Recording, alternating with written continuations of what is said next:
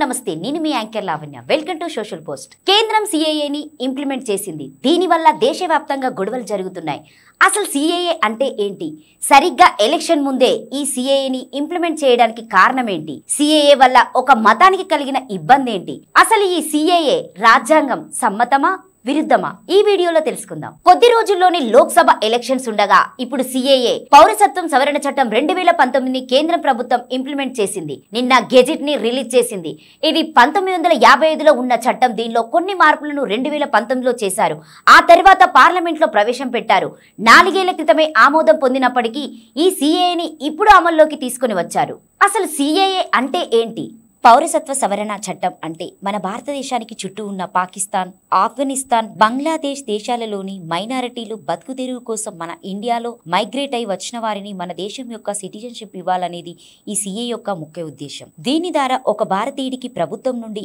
ఎన్ని బెనిఫిట్స్ వస్తాయో అవన్నీ కూడా వారు పొందుతారు 2014 డిసెంబర్ 31కి ముందు ఆ 3 దేశాల నుండి మన దేశానికి వచ్చిన ఆ దేశపు మైనారిటీ పౌరులు ఈ చట్టం వర్తిస్తుంది ఆ దేశంలో మైనారిటీ అంటే హిందువులు క్రిస్టియన్స్ సిక్కు జైన బౌద్ధులు పార్సీలకి ఇవి వర్తిస్తాయి ఈ సిటిజన్షిప్ అనేది ఆన్లైన్లోనే చేస్తారు 2019 డిసెంబర్లో పార్లమెంట్లో ప్రతిపక్షాలకి పాలక పక్షాలకి మధ్య ఎన్నో డెబిట్స్ జరిగినా ఈ చట్టం ఆమోదం పొందింది రాష్ట్రపతి సమ్మతి వచ్చిన జనాల నుండి వ్యతిరేకత రావడం వలన ఇప్పటివరకు ఈ చట్టాన్ని ఇంప్లిమెంట్ చేయలేదు కానీ 2024 లోక్సభ ఎన్నికలకు ముందే ఈ చట్టాన్ని ఇంప్లిమెంట్ చేస్తా అని central home minister Amit Shah కొన్ని సందర్భాల్లో చెప్పారు చెప్పినట్టుగానే మరికొన్ని రోజుల్లో లోక్సభ ఎలక్షన్స్ రాబోతున్నాయి ఇప్పుడు ఈ సిఏని అమల్లోకి తీసుకుని వచ్చారు అయితే ఈ చట్టంలో ముస్లింస్ లేరు దాని వల్లనే ముందు నుండి ఎన్నో గొడవలు డిఫరెంట్ ఒపీనియన్స్ అనేవి ఈ చట్టం పైన వచ్చాయి ముస్లిం ని కావాలనే టార్గెట్ చేస్తూ సిఏఏని తీసుకొని వచ్చారని ఓఐసి అంటున్నారు మతం బేస్ మీద కాకుండా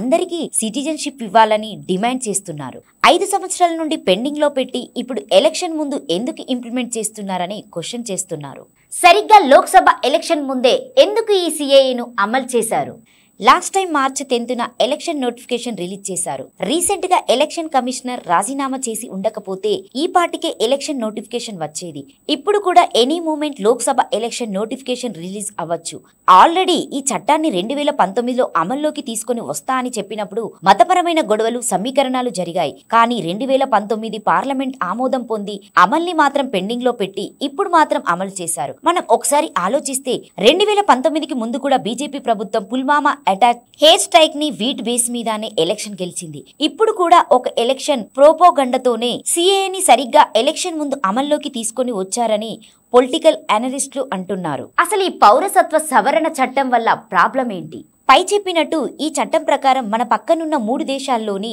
హింసకు గురై అక్కడ బతకడం కష్టమైనా మన దేశానికి బతకడం కోసం వలస వచ్చిన వారికి పౌరసత్వాన్ని కల్పించి వారికి మన దేశం పౌరసత్వాన్ని ఇచ్చి సహాయం చేయడం కానీ ఈ లిస్ట్ లో ముస్లిం పేరు లేదు ఎందుకు బయట దేశాల నుండి వచ్చిన ముస్లింస్ కి పౌరసత్వం ఈ చట్టం ద్వారా కల్పించడం లేదు అని రకరకాల క్వశ్చన్స్ వస్తున్నాయి నిజానికి ఈ 3 దేశాలు కూడా ముస్లింస్ ఉండే దేశాలే అక్కడ ముస్లింస్ పైన ఎటువంటి వివక్షణ గాని హింస గాని చూపించని ప్రదేశాలు మరి అలాంటి దేశాలు వదిలి మన భారతదేశానికి వారు వచ్చారు అంటే జీవన విధానాన్ని మెరుగుపరుచుకుందామని దానర్థం మరి వాళ్ళకి భారత పౌరసత్వం ఇచ్చి ఎందుకు మన దేశపు వనరులని వారి కోసం ఖర్చు పెట్టాలని ముస్లింలని ఈ లిస్ట్ లో జాయిన్ చేయలేదు అందుకని ఎవరి వర్షంలో వాళ్ళు కొట్టుకుంటున్నారు ఈ చట్టం రాజ్యాంగానికి విరుద్ధమా రాజ్యాంగం యొక్క మౌలిక సూత్రాల ప్రకారం చూస్తే ఈ సిఏఏ చట్టం రాజ్యాంగం విరుద్ధమని నిపుణులు చెప్తున్నారు మన భారత రాజ్యాంగంలోని బేసిక్ స్ట్రక్చర్ లో భాగమైన ఆర్టికల్ 14 రైట్ టు ఈక్వాలిటీ ప్రకారం కులం మతం ప్రాంతం భాష రంగు జాతి